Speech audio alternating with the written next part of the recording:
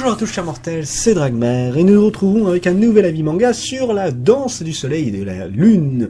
Un manga extrêmement beau, extrêmement magnifique et en même temps c'est l'autrice ou l'auteur, je sais plus par rapport à ça, de Kasane, et ça se reconnaît, ça se revoit au niveau du style du dessin et sur pas mal de choses. Et moi j'étais très content de voir une nouvelle œuvre de cet auteur-autrice. Donc c'est un seinen suspense fantastique fait par Matsura Daruma.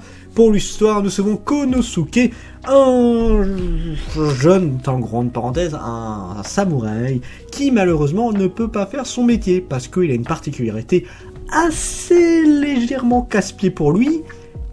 Tous les métaux, donc notamment les lames, les sabres, les couteaux, tout ce que tu veux, se plient devant lui.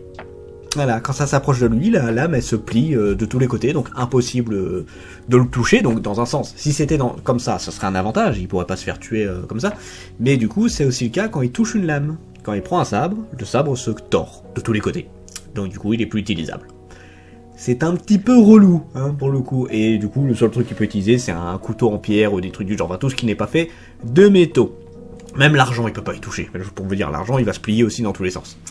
Donc voilà, c'est l'histoire de notre personnage qui, lui, malheureusement, aimerait bien rester samouraï, avoir la dignité de son rang et tout, sauf que impossible, même trouver du boulot, c'est ultra galère, et à un moment donné, il va tomber sur une jeune femme qui va décider de se mettre avec lui, malgré le fait que il galère, malgré le fait que il est au bout du rouleau, qu'il est en déprime totale, et elle va être son rayon de soleil, sa lumière de vie. Elle va lui redonner goût à la vie. Et bien sûr, tout ne va pas se passer comme prévu. Mais c'est une vraiment très belle histoire, très triste également, que nous propose ce manga.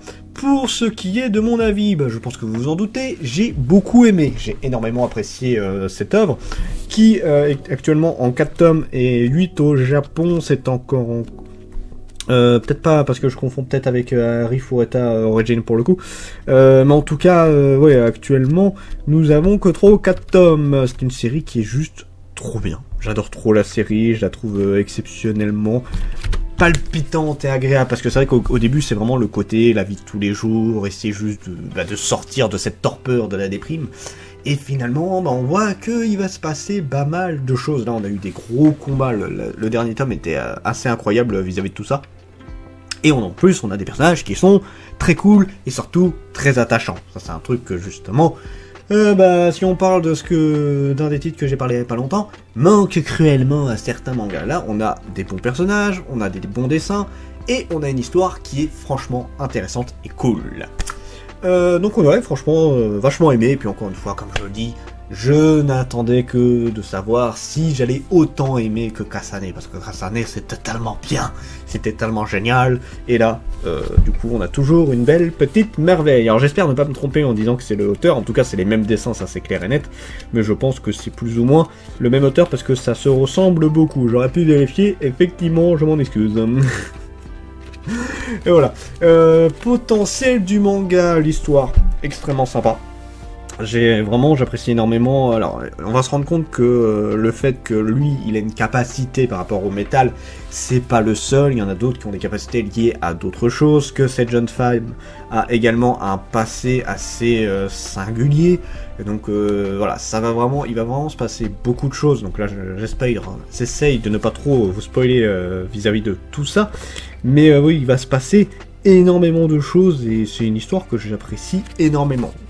Pour ce qui est des personnages, je le redis, alors actuellement, on a 3 personnages que je peux vraiment noter comme très intéressants. Alors il y en a une, je sais pas si je peux vraiment en parler parce qu'elle arrive au 2e tome, si je dis pas de bêtises. Le héros, comme je le dis, c'est vraiment le désespoir, la déprime au début, pour finalement avoir un regain de vie grâce à cette jeune femme. Jeune femme qui est pétillante de vie et qui a un sacré charme, pas seulement sa beauté, parce que oui, elle est aussi extrêmement belle, mais c'est vraiment le côté attachant, mignon, ou elle a je sais pas, c'est dur à expliquer, elle a une aura, plus une aura qui vraiment te donne envie d'aller voir ce qu'elle est capable d'offrir à la vie de ce jeune homme, de Konosuke. Donc voilà, des personnages très cool. Le 3e personnage, j'en parle pas trop, mais pareil, qui je me suis très vite attaché, et que j'ai très hâte de voir ce que ça va donner avec cet autre personnage. Et on a eu aussi des ennemis assez balèzes, hein, notamment au 3e tome où on a eu un personnage... Wow. ça fait longtemps que j'avais pas vu un personnage qui m'avait autant marqué. Enfin, peut-être pas au point de certains, mais quand même, un bon ennemi. Le dessin, alors le dessin est extrêmement sympa. On a alors déjà il y a beaucoup de détails. C'est vrai que c'est pas forcément des gros dessins de malade pour ce qui est du décor, mais pour ce qui est du, comment dire, disons que ça fait le taf. C'est dur à expliquer, mais en gros, on a un décor qui est très soft. On a quand même des trucs qui sont assez bien travaillés, et surtout là, par contre, niveau dessin, il y a rien à redire. Il y a rien à redire, c'est vraiment très beau. Alors si vous avez connu un peu Kasane, vous allez vous y retrouver, il n'y a pas de problème là-dessus. Mais j'aime beaucoup le dessin, et je trouve que là c'est très bien travaillé au niveau de l'action, au niveau du contre-plongée, au niveau de tout ce que tu vois. On a vraiment quelque chose de très sympa et très agréable à lire. Je conseille fortement, ne serait-ce que pour ça. Jusqu'où le manga peut aller, alors j'en sais rien, ça va être une grosse aventure, je suppose, pour... Alors là, je peux pas trop en parler parce que... je ne veux pas spoiler, mais en gros, une grosse aventure pour un objectif très particulier. Mais non, on a une promesse d'histoire qui est vraiment très sympa. Alors là, encore une fois, un manga qui, pour moi, n'a pas été spécialement mis en avant. Je pense que très peu de gens en ont parlé, et c'est dommage, hein, parce qu'encore une fois, vraiment très très cool. On a ce genre de manga là, je le préfère largement à d'autres qui sont bien plus mis en avant, ce genre de truc là. Genre Sakamoto Day qui a été mis en avant comme c'était pas possible par Glénat, ben, je préfère largement ce titre là, hein. Là il n'y a pas photo, hein. Sans hésitation. Donc voilà, sur ce c'était Dragmar et je vous dis à la prochaine, chers mortels.